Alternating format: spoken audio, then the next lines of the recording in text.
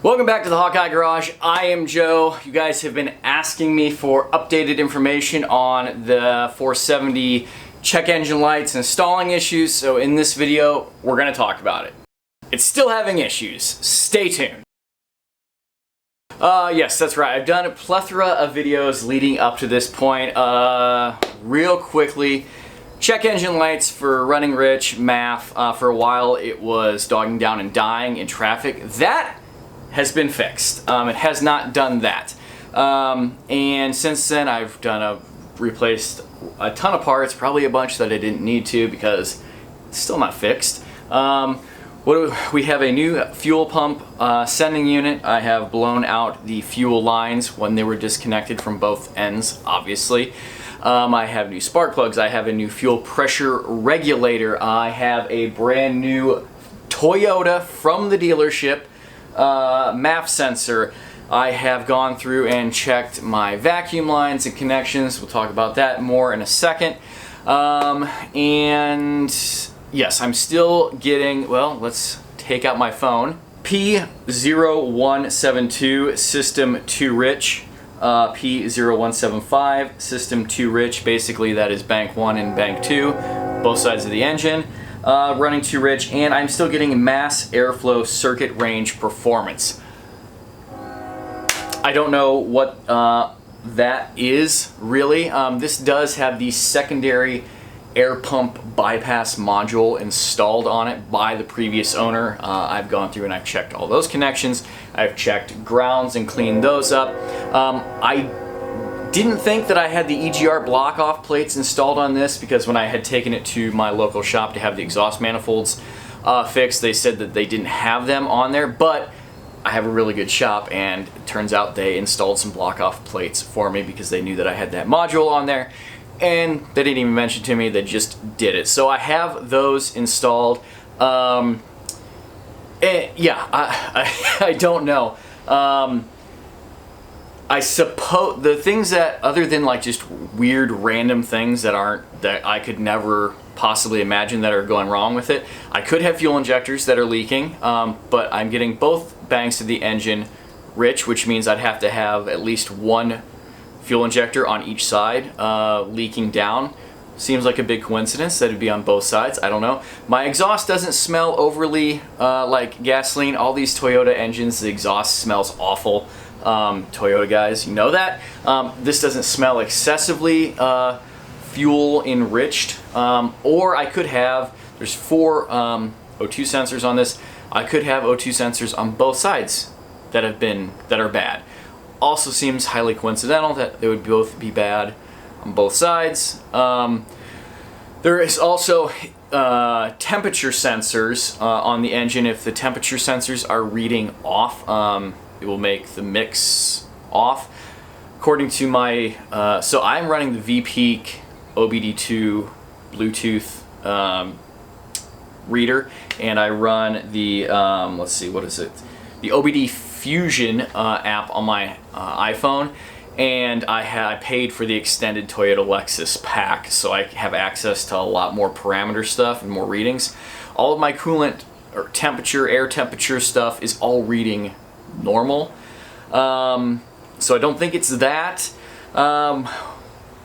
Boy, other than things that I have no idea what could be wrong, I'm going to call the company that made the air injection bypass module this week, see if they have some insight. Maybe it's bad, I don't know.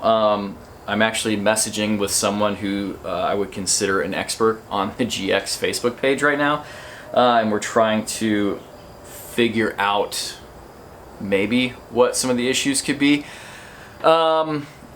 It has not, ever since I replaced all those parts, I think one time it's stalled in traffic, and that is it. Ever since it's run fine when it's like weekends, kind of like it's been the last few days, where it's like throwing a check engine light pretty much every single time we drive it. It seems to not run quite as well, but it has not died. I think that problem was the fuel pressure regulator back when it was dying.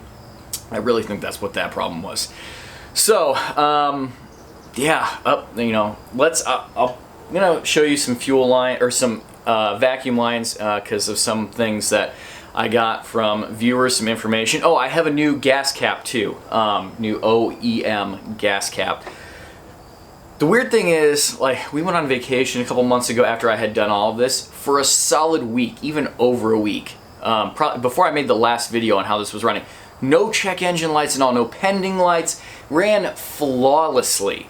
Then, like, I don't know, a week or two ago, I changed some vacuum lines and put some new clamps on it, and for like 3 or 4 days straight, nothing, ran flawlessly. Then, back again, problems. So I don't know. Mrs. HSW, because this is her daily, says that she thinks it definitely happens more when there's half a tank of fuel or less.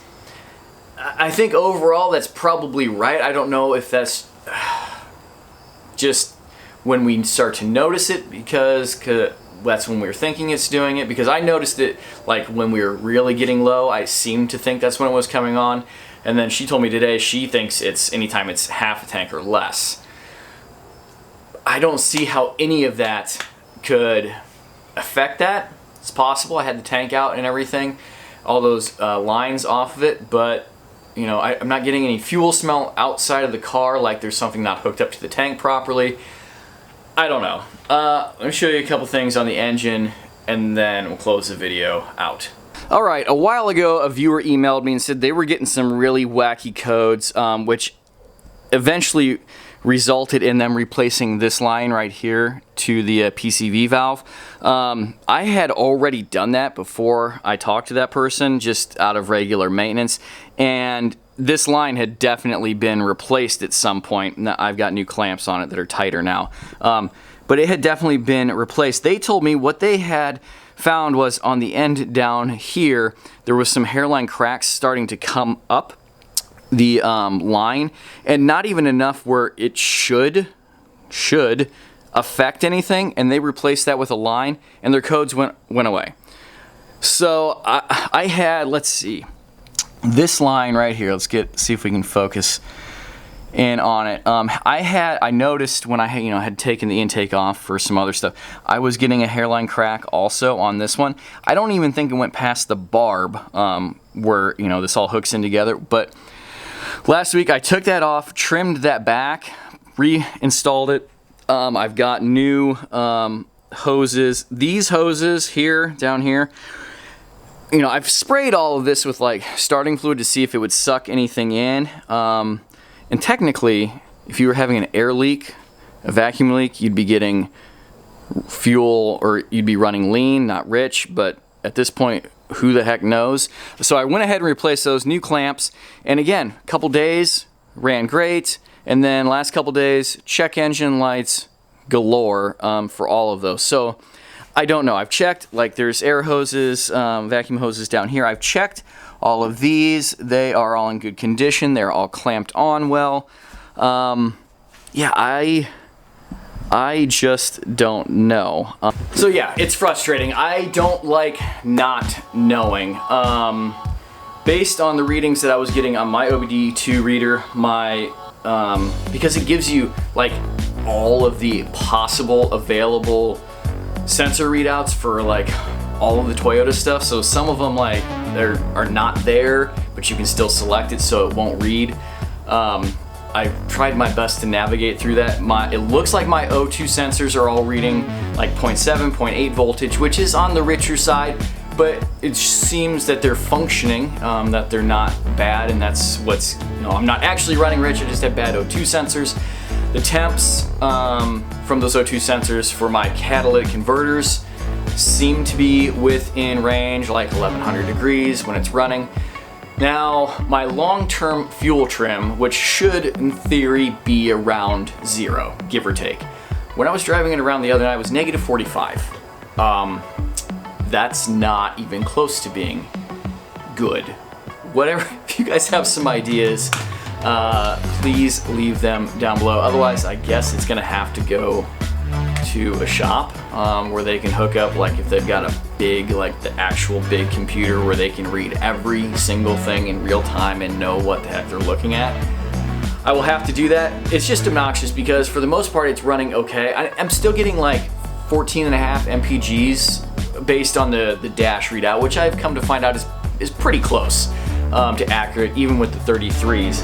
And so it's not running terrible. I'm just really annoyed at this point. I suppose it could be worse. It could still be dying. Anyway, follow the links in the description down below over to Instagram and Facebook, where I post a lot more frequently than every Sunday, which is our video upload schedule for the most part around here. Email hawkeyeskunkworks@gmail.com if you want to go back and forth on some stuff.